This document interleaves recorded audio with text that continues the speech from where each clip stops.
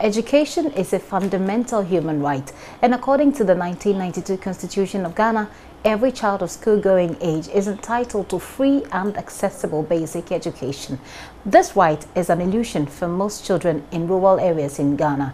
Apart from mass failures recorded due to challenges such as inadequate and sometimes lack of teachers and learning material, some rural children have to pay the ultimate price in their quest for education. In the following report, Manasseh Awuni takes us through the life of one such children, 11-year-old Awuni in Banda in the Krachi in Chumoro district of the Volta region. It is a cold Wednesday morning in March 2012. Nurses at the Krachi Government Hospital are frantically working on Awuni. He is about to embark on an over 600-kilometer journey to the Kolebu Teaching Hospital, where he underwent a spinal surgery in 2008. A classroom building collapsed on him and other pupils. Kwajo was to return to Kolebu for a medical review, but his father did not have money and attempts to get help failed. Kwajo has since been paralyzed and ridden with bed sores. The cost of today's treatment is being borne by some individuals in Accra who stepped in after my first story on Kwajo aired.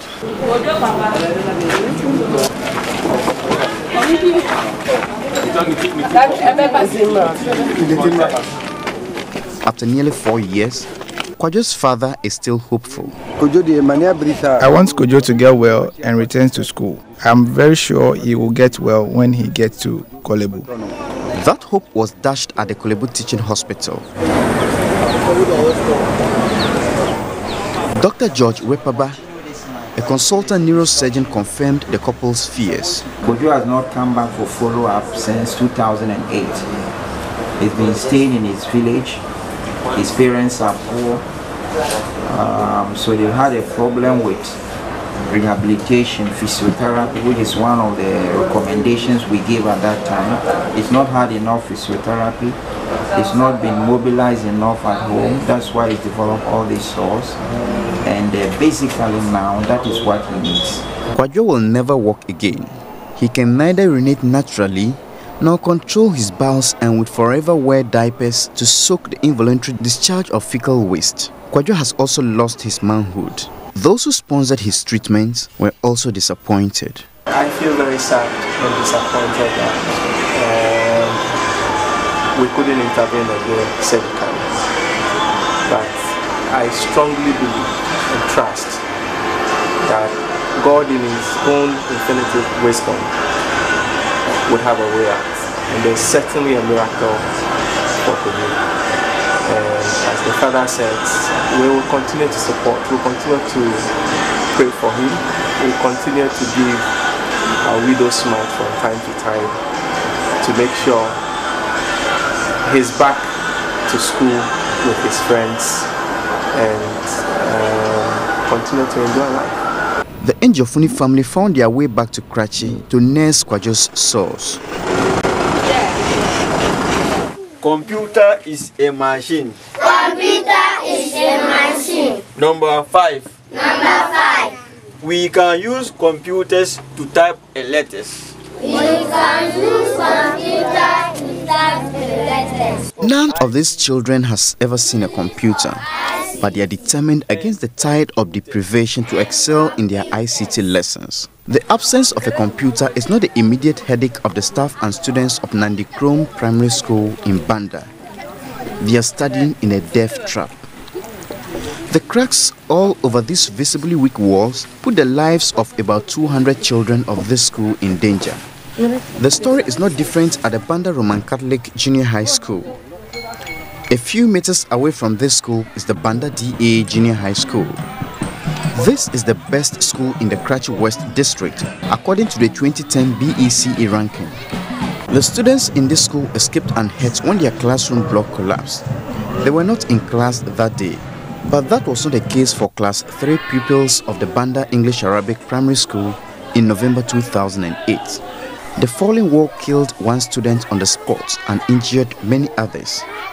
The remaining weak walls were demolished, leaving the open pavilion to house the students. The scars of that accident are still visible on some of the children. Some of them could not undergo the recommended surgeries. Their parents, mostly peasant farmers, could not afford the cost. The children still live with various degrees of injuries. Labi Sumale, for instance, fell into coma for almost 2 weeks after that accident. The inability of his parents to pay for a recommended brain surgery has resulted in a mental problem. The Ghana Education Service did not offer any help, as confirmed by this District Director of Education. GS, we do not run insurance policies for our students. And so when something happens like that, we appeal to the general public for his support.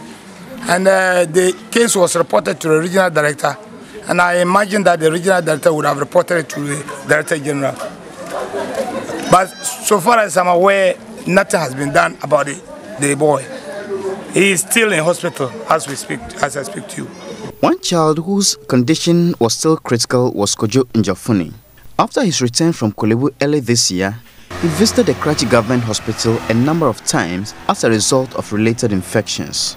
Through it all, Kwajo and his family kept the candle of hope burning. I want help so that I can go back to school.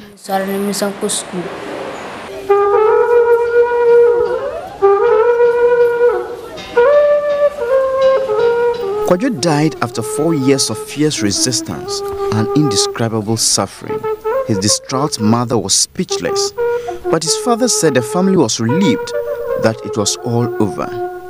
They would now work and cater for the rest of the children. Kwajo was buried at the Banda Public Cemetery. This is where Godwin Ayensu, who died in the same accident, was buried 4 years ago. Kwajo's life and suffering have ended, but clouds of danger still hang over the students of Banda, and perhaps many more across the country who study in classrooms turned death traps.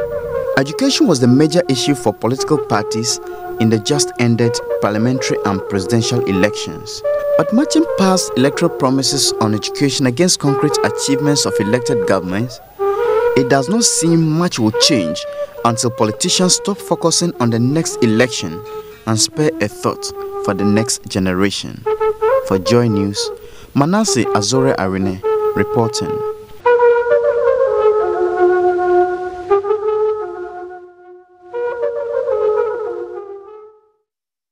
May his daring soul rest in perfect peace.